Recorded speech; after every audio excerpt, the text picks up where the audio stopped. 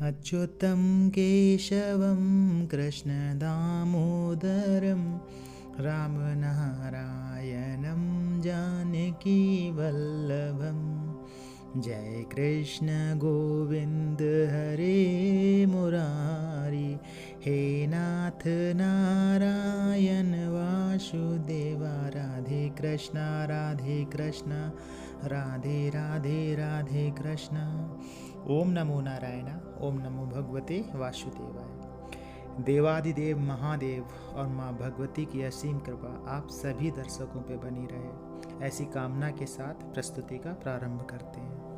एक ऐसा सवाल जो आप सभी के मन में रहता है कि जो व्यक्ति भक्ति करते हैं, भक्ति में लीन रहते हैं, आध्यात्मिक रहते हैं, उनके जीवन में कष्ट क्यों रहता है, या फिर जो व्यक्ति अच्छे होते हैं, अच्छे कर्मों में रहते हैं, उनके साथ बुरा ही क्यों होता है।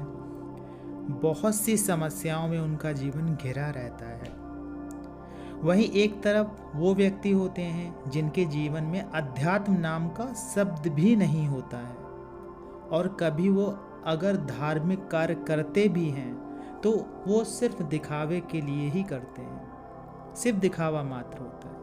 उनके जीवन में पाप कर्मों से सारी जितनी भी घटनाएं होती हैं वो सब पाप कर्मों से जुड़ी होती हैं। उनका जीवन पाप कर्मों में लिप्त रहता है, फिर भी जीवन में सुख सुविधाओं को भोगते हैं। इन बातों को समझने के लिए इस प्रस्तुति में जुड़े रहिए।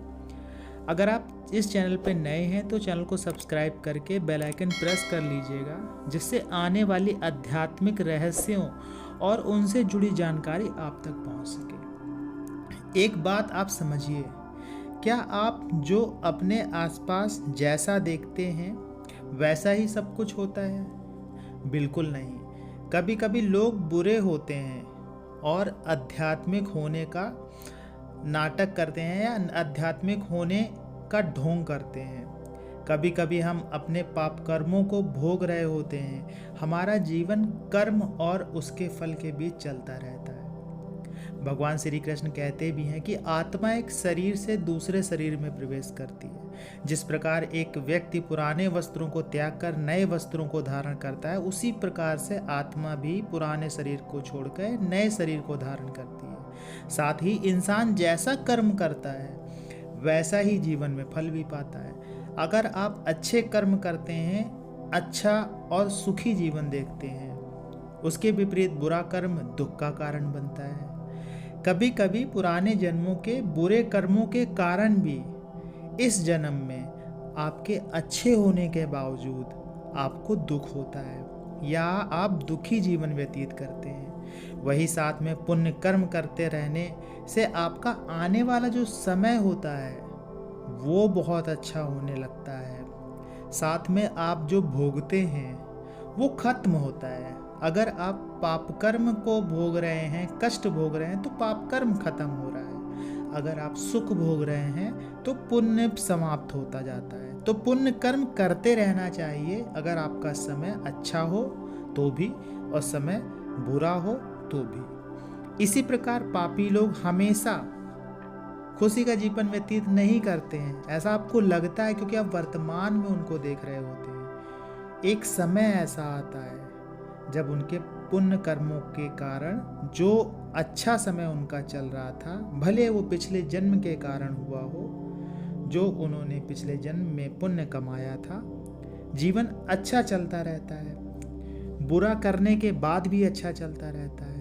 जीवन में अच्छा होने से उन्हें लगता है कि पाप पुण्य कुछ नहीं होता है। इसी भूल में वो पाप कर्म और ज़्यादा करते रहते हैं।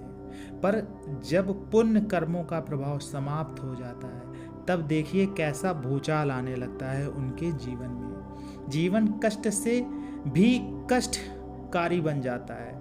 रुपयों में खेलने वाला व्यक्ति एक एक पैसे को परेशान हो जाता है, मोहताज हो जाता है। और ऐसा भी आप में से काफ़ी लोगों ने देखा होगा, अपने आसपास देखा होगा, महसूस किया होगा। हमने भी बहुत सारे उदाहरण अपने जीवन में इस प्रकार के देखे हैं। हमारी समस्या ये होती है कि सिर्फ वर्तमान देख रहे होते हैं हम सभी, आप उनका भविष्य भी आने वाला समय पे आपको दिखाई देगा। बहुत सी समस्याएं और अनहोनियां उनके जीवन में घटती रहती हैं, सुकून नहीं होता है उनके जीवन में। सिर्फ हमें दिख रहा होता है कि वो खुश हैं, वो खुश नहीं होते हैं। जीवन की सबसे समझने वाली बात यह है कि अगर आपको संतुष्टि नहीं है, संतुष्टि ना होने के कारण आप जीवन में कभी खुश नहीं रह पाएंगे। दूसरा, पुण्य कर्म कैसा भी समय हो आपका, करते रहिए। पुण्य कर्मों के साथ आपका हृदय भी पवित्र होना चाहिए। तो ये थी आज की प्रस्तुति। कमेंट्स के माध्यम से अपने विचार व्यक्त करिएगा, रखिएगा। प्रस्तुति पसंद आई हो तो लाइक करिएगा।